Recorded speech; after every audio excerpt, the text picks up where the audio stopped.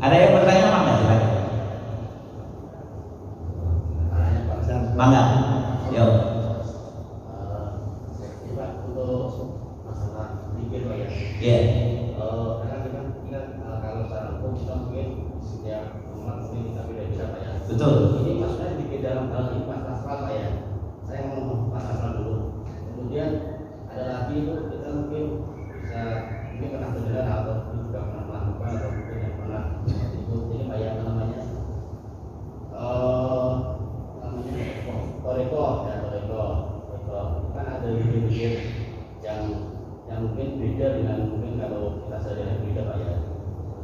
Itu sebenarnya zikir yang mana Pak, yang mungkin yang mungkin yang baik lah, atau mungkin yang cocok, yang apa yang mungkin bisa membuat hati kita lebih tenang, atau semua itu sama, atau mungkin ada perbedaan antara zikir mungkin zikir sehari-hari dan zikir yang dari toreko. Oke, ya.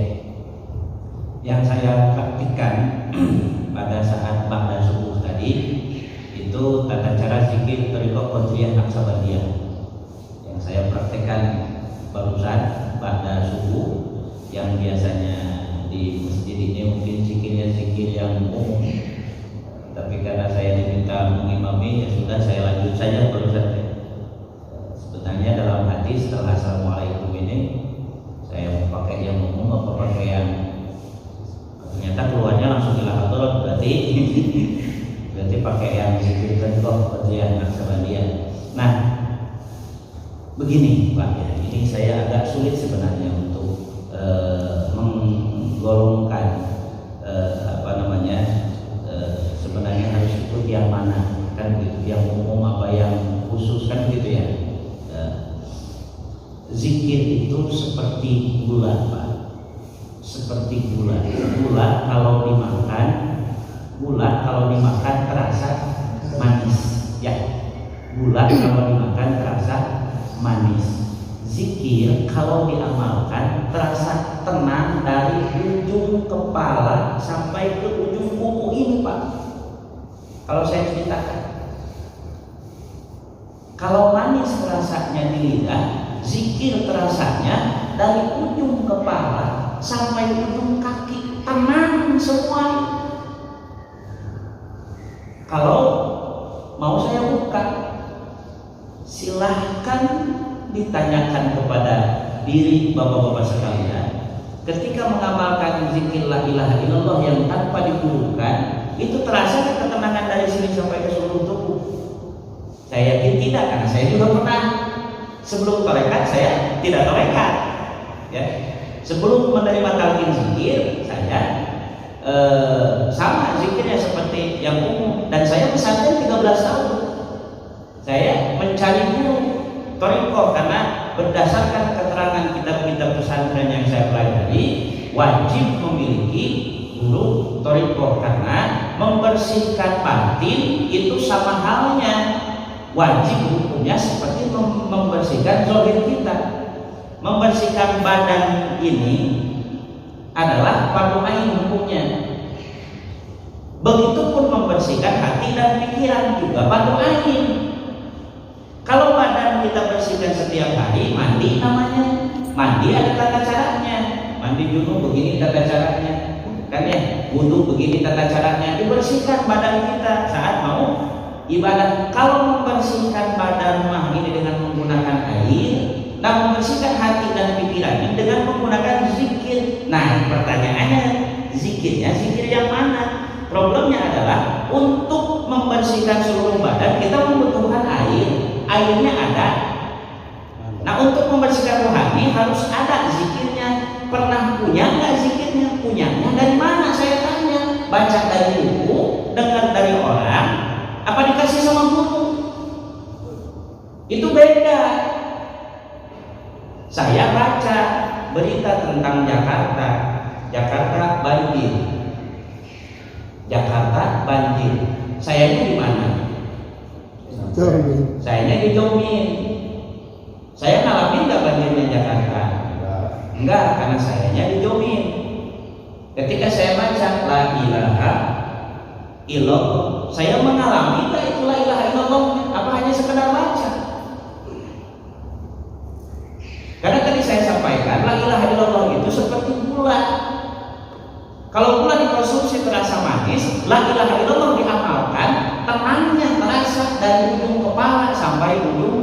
hati sehingga khusyuk namanya, sholatnya enak. Allahu Akbar. Habis itu yang namanya bang hemok di kepala nggak ada. Yang namanya rasa pusing terhadap persoalan nggak ada di kepala itu. Tenang, nyaman, aktivis sholat dari zikir. Dirikanlah sholat untuk mengingatku, kata Allah. Pikiran terisi dengan ketenangan.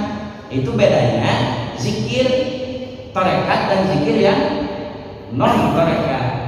Karena sebelum tarekat saya juga tidak tarekat. 13 tahun saya tidak tarekat, bahkan lebih dari itu, karena setelah pesantren 4 tahun itu saya cari-cari dulu tarekat. Setelah pesantren itu. Nah, kenapa saya pengetahuan banyak segala macam kemudian tidak ada ketenangan dalam jiwa? Ya memang guru-guru saya sebelumnya bukan guru tarekat, bukan guru zikir, bukan guru hati.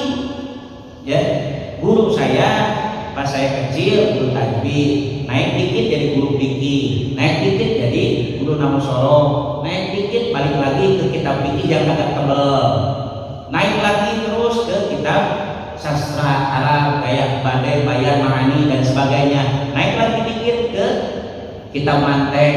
Ya, tidak ada kitab zikirnya. Pas saya membaca kitab-kitab tasawuf itu bukan untuk dibaca, tetapi untuk diamalkan. Para pengarang kitab-kitab tasawuf dulu itu menulis kitab-kitab tasawuf itu berdasarkan pengalaman spiritual beliau. Ditulis itu berdasarkan pengalaman. Kita yang baca merasa sudah berpengalaman yang sama, padahal sekedar baca. Ya. Nah, sehingga untuk bisa bertasawuf ini membersihkan jiwa sebenarnya. Tidak serumit yang dibayangkan, harus dia di hutan misalkan, harus keluar kerja, kata siapa? Ya, kata siapa? Karena fardu ain wajib untuk seluruh umat, seperti wajibnya kita berwudu, wajibnya kita mandi. Begitupun ini jiwa kita harus dibersihkan. Kalau membersihkan badan dengan menggunakan air, membersihkan rohani dengan menggunakan zikir. Itu. Nah, untuk membedakan mana zikir tarekat dan zikir, mana bagaimana kegunaan zikir yang digurukan dan zikir yang tidak ada gurunya. Saya tanya misalkan subhanallah 33 kali, Allahu Akbar 33 kali. Kalau saya tanya silsilahnya, pasti bapak-bapak tidak bisa menunjukkan. Silsilah itu dapatnya dari mana? Subhanallah 33 kali dapatnya dari mana? Dari hadis misalkan. Ikut meriwayatkan hadis enggak kan? Berarti dari baca, dari mendengar, bukan dari guru langsung yang memberikan. Inilah yang mengakibatkan apa yang kita baca dari guru tidak memiliki efek terhadap jiwa kita. Berbeda dengan zikir yang digurukan, itu memberikan efek ke dalam jiwa kita. Saya kira itu Pak yang bisa disampaikan. Barangkali pasti tidak memuaskan ini jawaban saya. Maksud? Mangga. Di dalam kesaksian itu berarti harus melihat langsung gitu ya. Tadi contohnya kan, saya melihat rumahnya Pak Ustadz Salim, bagus, karena saya ada di depan rumahnya Pak Ustadz Salim. Harus begitu ya. Nah, oke. Tapi belum selesai ya pertanyaannya ya. Betul. Ya. Silakan jawab dulu. Oke, saya ngerti. Kalau dengan mata zahir kan melihat sesuatu itu dengan mata zahir, bersaksi dengan mata, dengan penglihatan disebut melihat. Bersaksi dengan telinga disebut mendengar. Bersaksi dengan hidung disebut mencium. Bersaksi dengan lisan disebut berkata. Begitu kan ya? Bersaksi dengan mata disebut melihat, bersaksi dengan telinga disebut mendengar. Nah, kalau asyhadu alla ilaha illallah, aku bersaksi bahwa tiada Tuhan selain Allah, pakai apa? Pakai pikiran, pakai akal. Akal menyaksikan sifat Allah yang hadir di dalam hati. Itu bersaksi namanya. Terasa hadirnya Allah itu, sifat Allahnya maksudnya. Kasih sayang, sabar, syukur dan sebagainya terasa kehadirannya oleh akal, ketenangan, kenyamanan, terasa kehadirannya oleh pikiran kita, sudah ada hadir di dalam hati. Namanya bersaksi atau bersyahadat. Seperti ketika saya berada di hadapan rumah Pak Ustaz Salim, saya mengatakan rumah Pak Ustaz Salim bagus karena saya ada di depan rumah Pak Ustaz Salim. Itu saya bersaksi dengan mata berarti. Nah, kalau menyaksikan Allah itu tidak bisa dengan mata ini.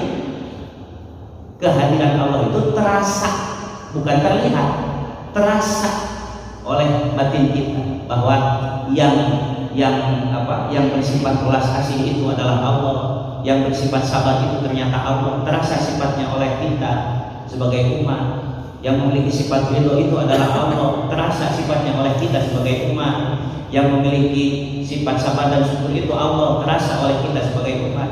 Yang memiliki Rahman, Rahim, Jabar, Qohar dan sebagainya itu adalah Allah, terasa oleh kita sebagai umat. Dilanjut mana pertanyaannya?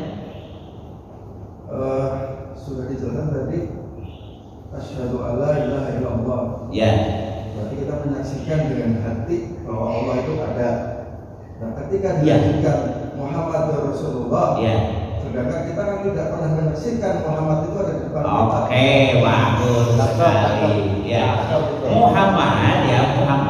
Muhammadur Rasulullah. Muhammad itu adalah utusan Allah. Sedangkan kita tidak pernah bertemu dengan Kanjeng Nabi Muhammad. Bagaimana kita bersaksinya, kan gitu ya? Nah, Muhammad itu kata ahli nahwu itu isim maf'ul. Muhammad itu isim maf'ul. Di sini barangkali ada santri bisa ikut tasrif ini. Ada santri Kang Salim di sini. Santrinya banyak di sini, Kang Salim. Hamadan, yuhamidu, tahmidan, tihmidatan, tihmadan, hamadan, muhammadan, fahuwa muhammidun, wadaka muhammadun. Muhammad itu kan bahasa Arab. Kalau bahasa Jawinya terpuji.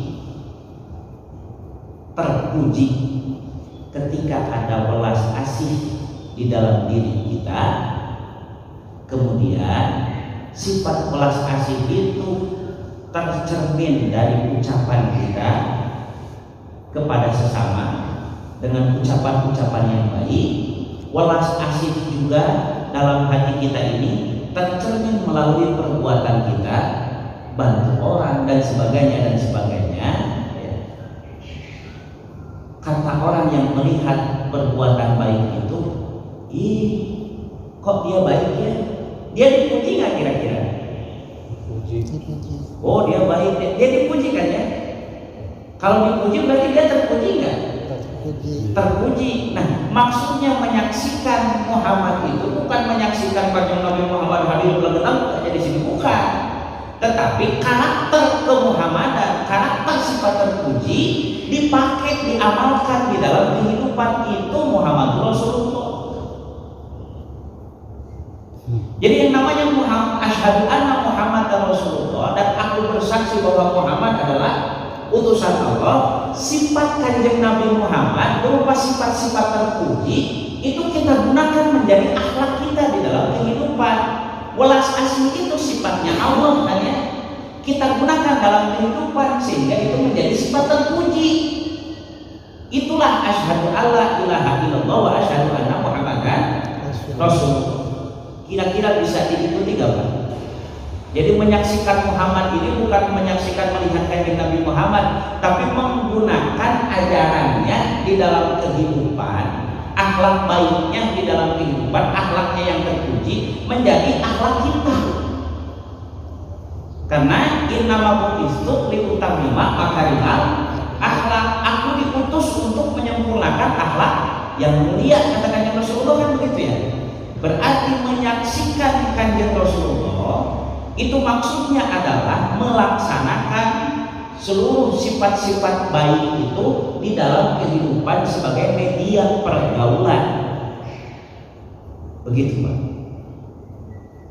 Bisa terikuti nggak Pak? Masih agak berat. Agak berat. Iya. Mana? Saya melanjutkan pertanyaan dari Oke. kemudian. Iya. Pertanyaan yang pertama adalah zikir yang bagus itu yang seperti apa? Iya. Ada satu pernah saya mendengar bahwa zikir yang baik itu adalah zikir yang dilakukan, bukan zikir yang ditanyakan. Pertama. Yang kedua, tadi Pak Ustadz mengatakan bahwa zikir itu adalah hasil akhirnya adalah ketenangan batin. Cuman problemnya adalah ketenangan batin itu sangat relatif antara saya dengan Pak Nija. Oke.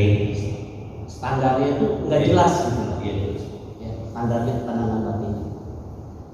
Jadi menurut saya, pertama, zikir yang bagus itu adalah zikir yang dilakukan, dan yang kedua, hasil akhir dari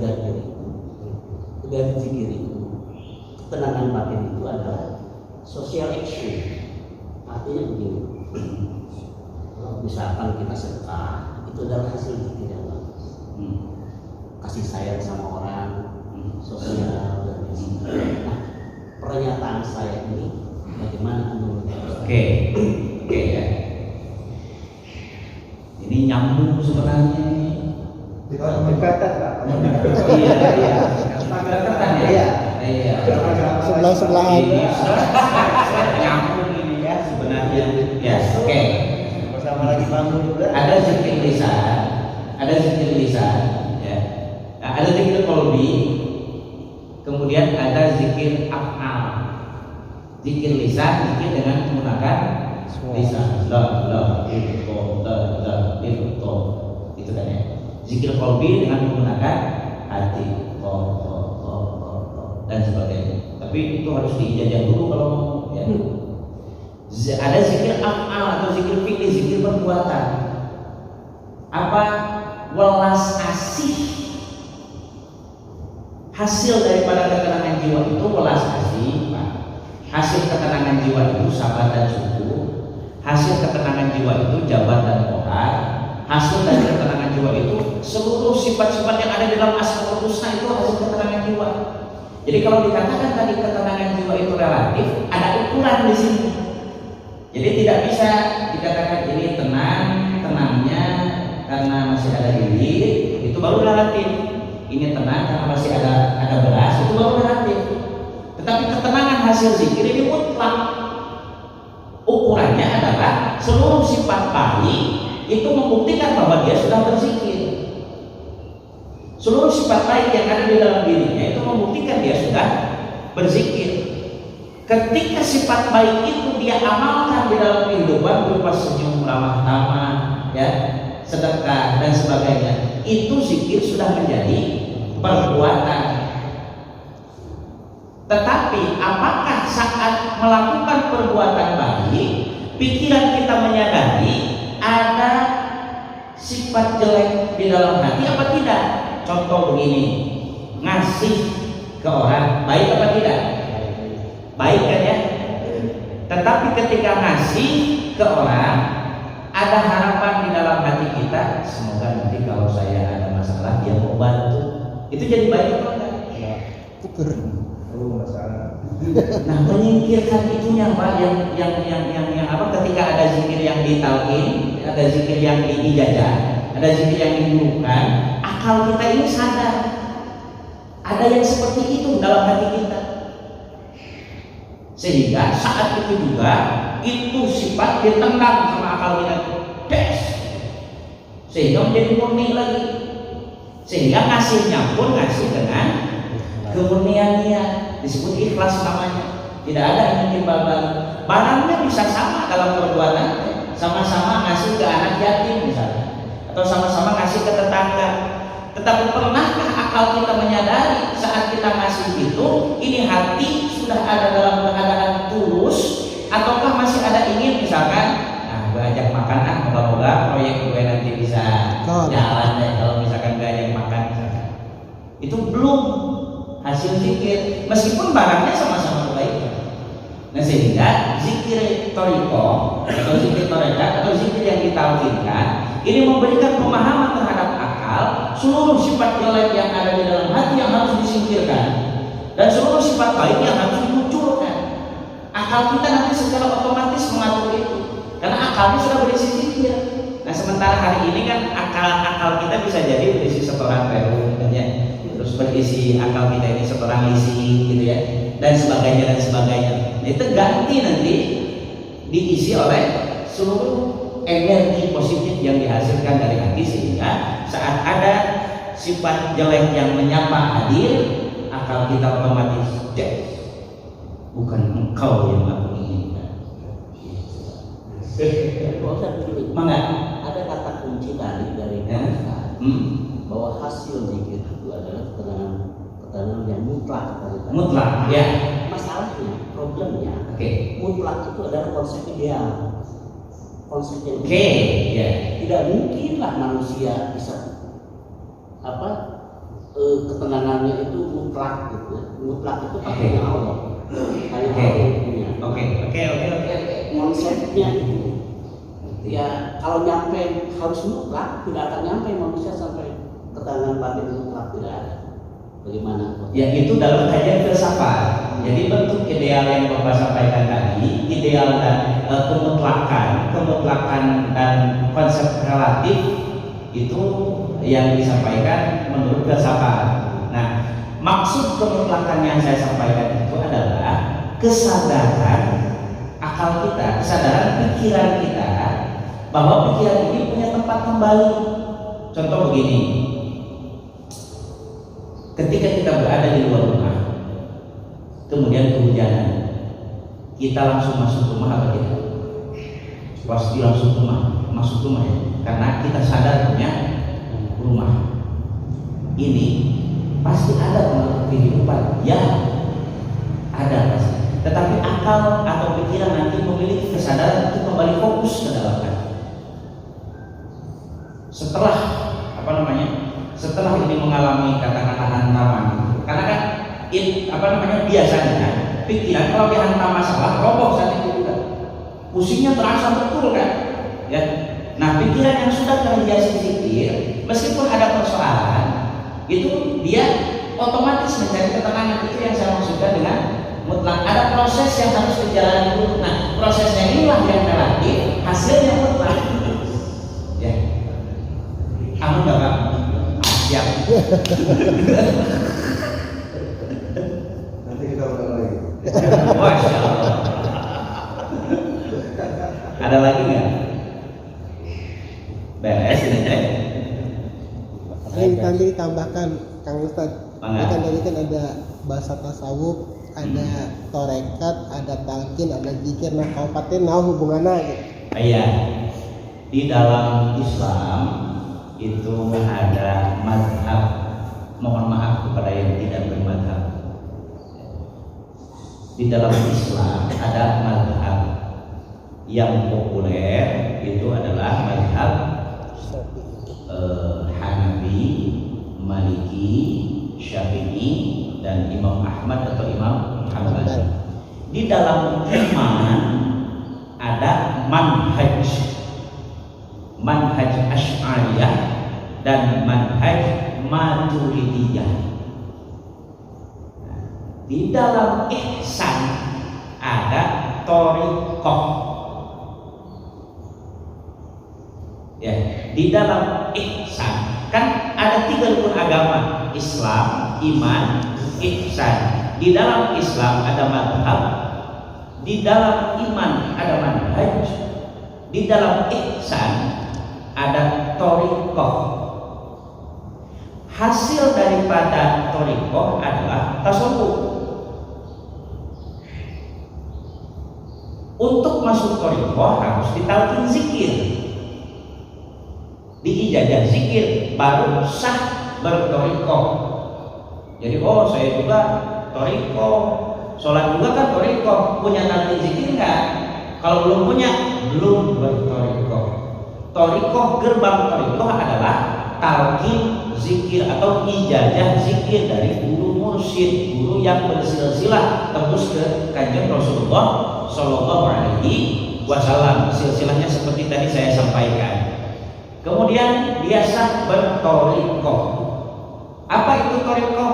Torikoh itu cara seperti agar baju menjadi bersih, caranya dicuci. Agar hati menjadi bersih, agar baju menjadi tasawuf. Tasawuf itu bersih artinya. Agar baju menjadi tasawuf, maka baju harus ditorikohi dengan cara dicuci, dicarai gitu, dengan cara dicuci gitu. Agar hati menjadi tasawuf, hati menjadi bersih, harus ditorikohi dengan cara zikir, gitulah. Kalimat sederhananya begitu. Jadi tasawuf itu tujuan, sebenarnya hasil daripada mencuci adalah bersih. Hasil daripada zikir adalah tasawuf. Cara mencucinya mau pakai mesin cuci atau mesin digelas itu torikohnya. Itu caranya. Cara zikirnya mau zikir jahat, mau zikir kopi seperti tadi di akhir. Itu mah torikohnya. Caranya mencuci baju kan kalau masih ada kotornya itu terus disikat terus-terusan. Ini hati kalau masih kesel terus dikit sampai hilang. Kalau baju mah disikat sampai bersih, kalau hati mah disikat sampai keselnya hilang. Jadi torikoh itu cara, zikir itu kalau dianalogikan atau diibaratkan mencuci, zikir itu sabunnya, hati itu bajunya, kemudian sikat itu adalah torikohnya, hasilnya bersihnya adalah tasawufnya. Gimana Pak? Aman, siap. Masih pusing soal Muhammad kan? Muhammad itu terpuji, jadi bukan Muhammad sosok, tetapi karakter baik itu Muhammad. Orang yang punya karakter baik itu sudah asyhadu anna Muhammadar Rasulullah. Muhammad Diono ya. Masih banyak yang harus ditanyakan di sini. Iya. Dan saya sama Kang Ustaz Salim kalau diskusi kan cukup semalam itu. Kalau diskusi kan cukup semalam ya 1001 malam juga nggak akan cukup kayaknya. Tapi semoga ini menjadi awal dan bukan akhir pertemuan kita. Ya. Awal pertemuan kita dan bukan akhir pertemuan kita. Dan semoga tidak ada malam terakhir untuk kita. Insyaallah. Amin. Ada lagi? Kalau mau beres saya cukup ya. Sementara cukup ya. Semoga menambah wawasan ya. Saya berbicara zikir toriko bukan artinya bapak-bapak sekalian harus ikut kecimau, bukan ya. Tetapi ini adalah ilmu yang harus disampaikan kepada semua bahwa dimensi Islam itu sangat luas sehingga kita tidak boleh merasa sudah beragama hanya berbekal satu dimensi saja. Hanya dengan berbekal satu sudut pandang saja kita tidak boleh sudah merasa beragama. Dimensi Islam itu luas dan semuanya Allah katakan udkhulu fis-silmi kafah, masuklah ke dalam Islam secara keseluruhan, bukan bajunya yang keseluruhan tetapi akhlaknya pun harus akhlak yang Islami, zahir batinnya Islam. Semoga kita diberikan kesehatan lahir batin dan senantiasa diberikan ketenangan di dalam kehidupan. Billahi taufiq wal hidayah. Assalamualaikum warahmatullahi wabarakatuh.